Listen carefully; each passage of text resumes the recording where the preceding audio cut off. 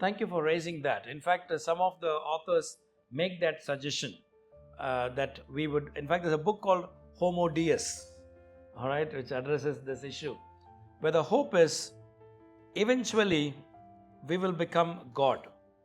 How would that happen?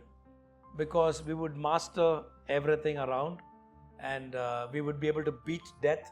We'll become immortal in that sense. How can you become immortal?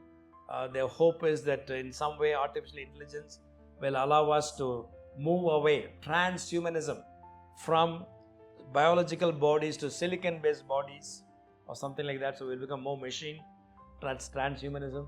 So we can actually become that powerful. We'll become children of God, or we can become God Himself. So there is that atheistic bent or interest in that scope, reminding one of the Tower of Babel. Yeah, when you study God's world and you study things in the world, there's not possible that a finite can ever become infinite. Logically, it is not possible. The infinite can become finite.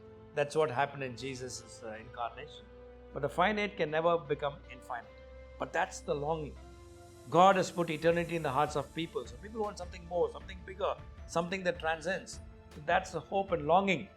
But then the God of the Bible seems wary, they're scared because there's too much of discipline there or focus there.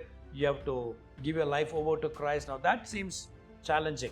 So then they're hoping that AGI can come to the rescue.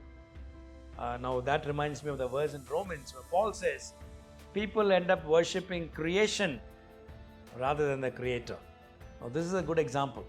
There are many people who today actually worship AGI, hoping that will come to our rescue from all the problems that human beings have. But you're just worshipping your own creation, forgetting the Creator outside.